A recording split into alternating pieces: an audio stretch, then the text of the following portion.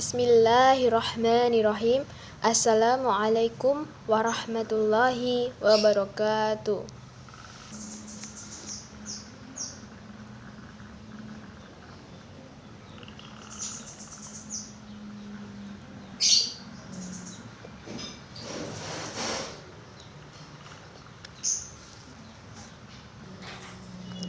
Nahmaduhu wa nasta'inu wa nastaghfiruhu wa na'udzu billahi min syururi anfusina wa min sayyiati a'malina. May yahdihillahu fala mudhillalah wa min yudhlilhu fala hadiyalah. Allahumma sholli wa sallim ala sayyidina Muhammadin wa ala alihi wa sahbihi ajma'in. Amma ba'd. Pertama-tama marilah kita panjatkan puji syukur atas kehadirat Allah Subhanahu wa taala yang mana telah memberikan kita rahmat, hidayah serta inayahnya sehingga kita sampai saat ini diberikan sehat walafiat. Yang kedua, tak lupa sholawat serta salam kita curahkan kepada junjungan Nabi besar kita, Nabi Muhammad Sallallahu Alaihi Wasallam, yang mana kita tunggu-tunggu syafaatnya di yaumul kiamah kelak. Amin. Yang saya hormati Bapak Raden Ahmad Muhammad Mustain Nasoha, Sarjana Hukum, Magister Hukum, selaku dosen mata kuliah Pancasila, Fakultas Ilmu Tarbiyah, Institut Agama Islam Negeri Surakarta.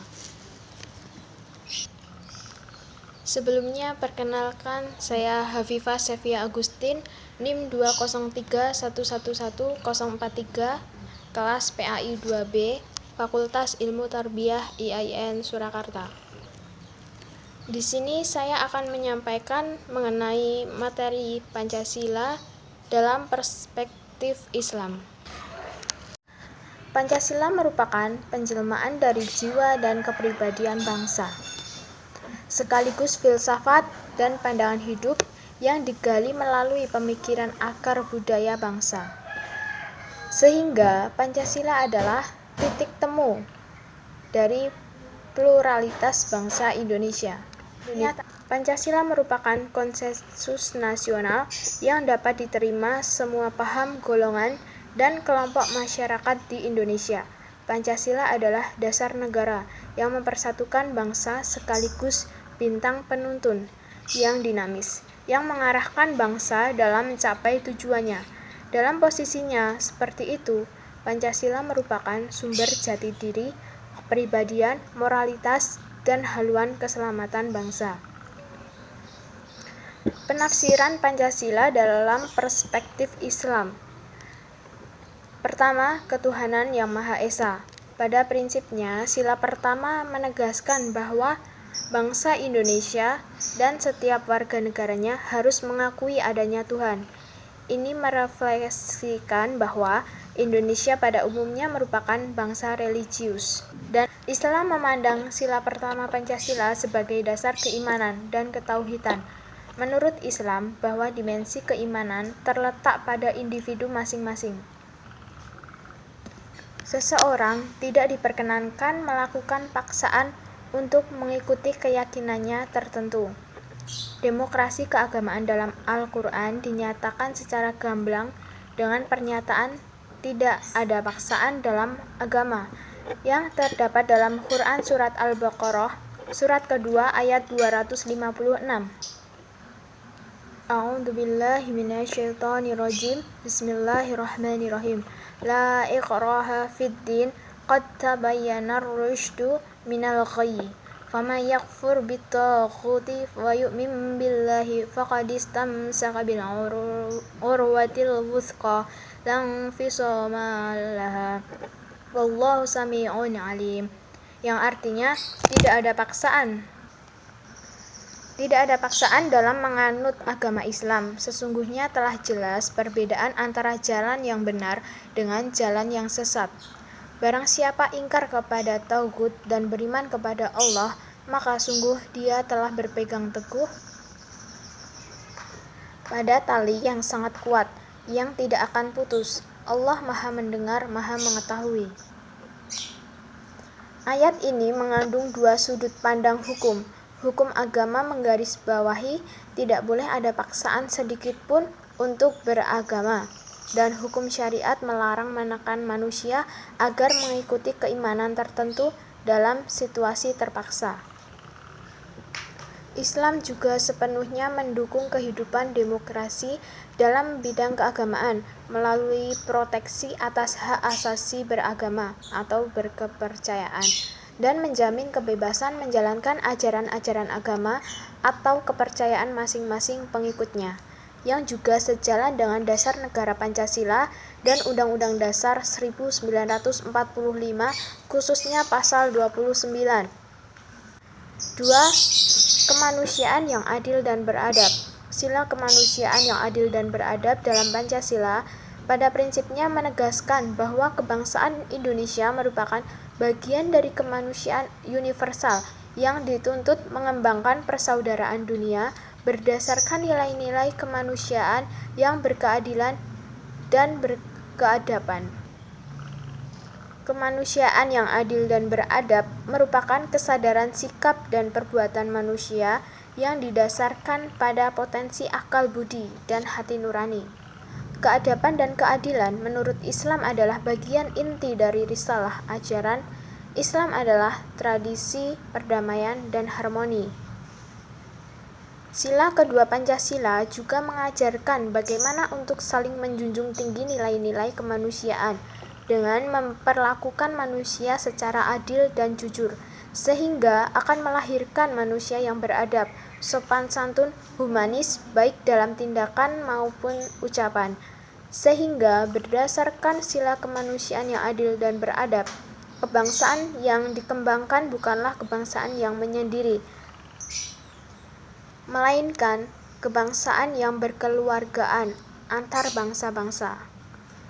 Sehingga konsepsi ini sejalan dengan visi Islam sebagai agama yang menjunjung tinggi egalitarianisme, yaitu konsep yang terbuka atas solidaritas dan ketergantungan sosial. Islam mengaku hak semua manusia untuk hidup layak dalam hal kesehatan, pakaian, makanan, perumahan, serta usaha-usaha sosial yang diperlukan tanpa melihat perbedaan latar belakang.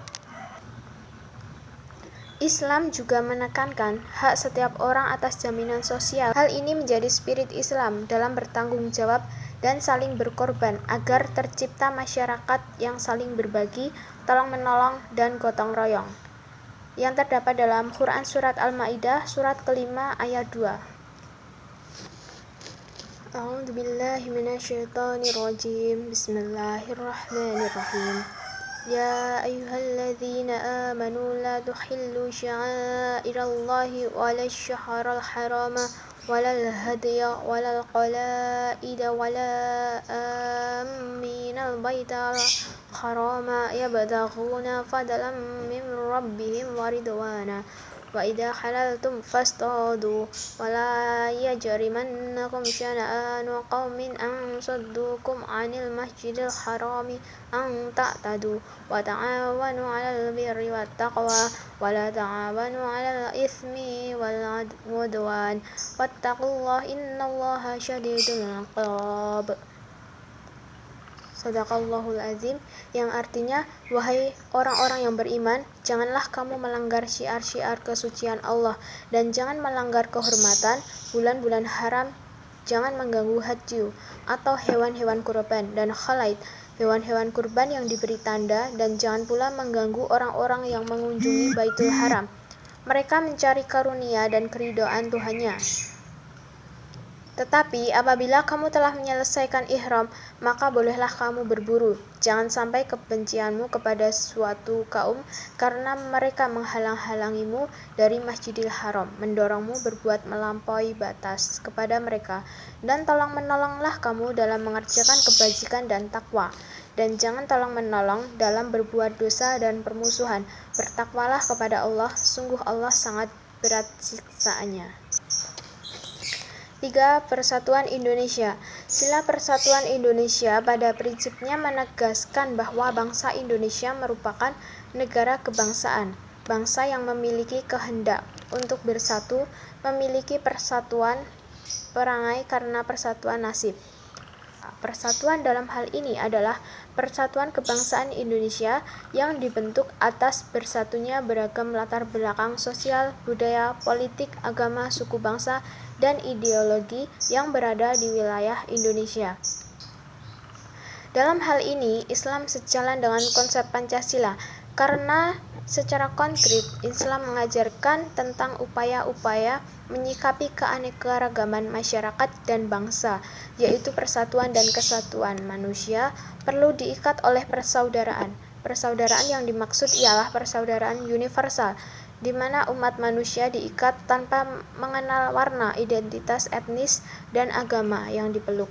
Nilai-nilai tentang persaudaraan ini sangat jelas disuratkan dalam Al-Quran. Seperti semua muslim adalah bersaudara dalam Quran surat Yunus surat ke-10 ayat 4, dan umat manusia adalah umat yang satu dalam Quran surat Al-Baqarah surat kedua ayat 213. Selanjutnya, dalam rangka kehidupan bersama, bernegara dan berbangsa, kebutuhan membangun persatuan dan kesatuan Islam mensyaratkan adanya ta'aruf dan tasamuh. Ta'aruf adalah upaya secara timbal balik untuk mengenal dan memahami satu dengan yang lain yang terdapat dalam Quran surat Al-Hujurat surat ke-49 ayat 13. Yang keempat, kerakyatan yang dipimpin oleh hikmah kebijaksanaan dalam permusyawaratan perwakilan. Sila keempat pada prinsipnya menegaskan bahwa bangsa Indonesia akan terus memelihara dan mengembangkan semangat bermusyawarah untuk mencapai mufakat dalam perwakilan. Negara Islam menggariskan nilai-nilai tertentu yang dapat dikembangkan menjadi lembaga kerakyatan, kepemimpinan, dan pertanggungjawaban. Rakyat dapat memilih dan mengangkat wakil-wakil mereka untuk menjalankan fungsi deliberasi dalam syura yang terdapat dalam Quran surat Al-Syura surat ke-42 ayat 38.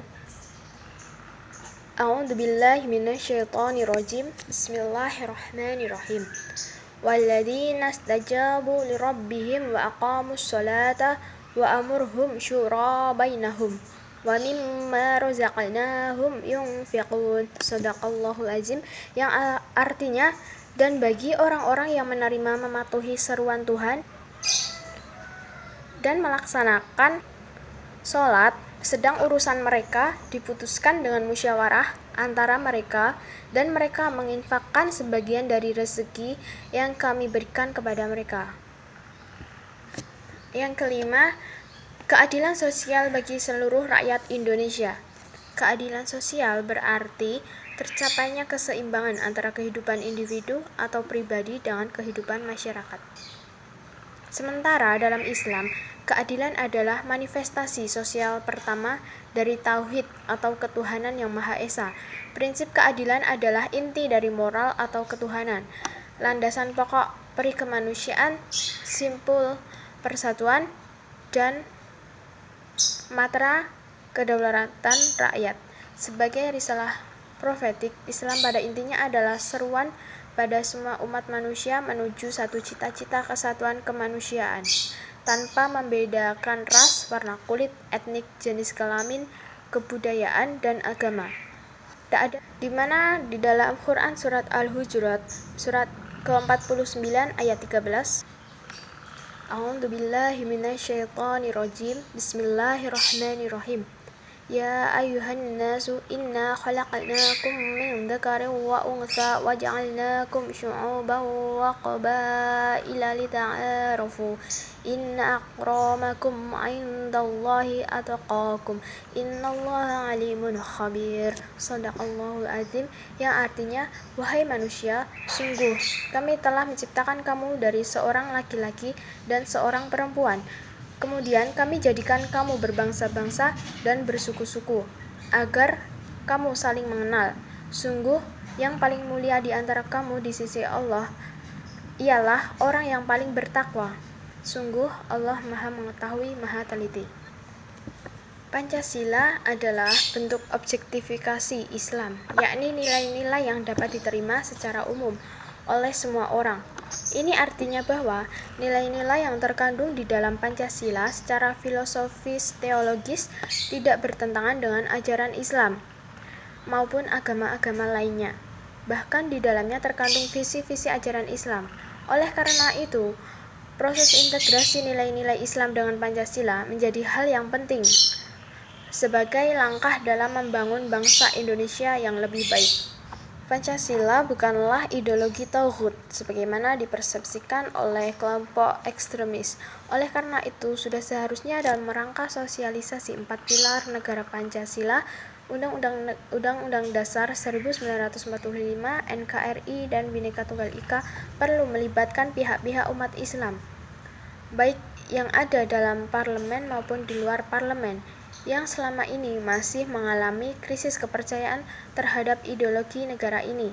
Sosialisasi 4 pilar harus mampu meyakinkan bahwa sila-sila dalam Pancasila mengandung sistem ajaran Islam dan nilai-nilainya telah terobjektifikasi dalam kehidupan berbangsa dan bernegara.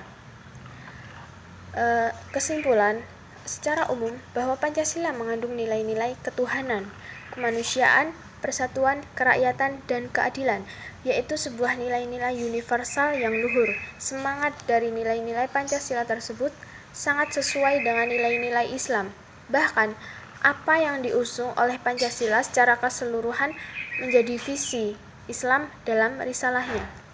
Hanya saja keduanya secara eksistensial memiliki hak otonomi tersendiri. Artinya bahwa Islam adalah agama dan Pancasila adalah ideologi. Pancasila tidak akan menjadi agama, dan agama tidak akan menjadi ideologi. Tetapi, secara substansial, Islam dan Pancasila merupakan satu kesatuan yang utuh dalam artian nilai-nilai yang dikandungnya. Hal ini sekaligus memberikan pemahaman bahwa perumusan ide Pancasila sejatinya diilhami oleh konsep dan nilai-nilai keislaman.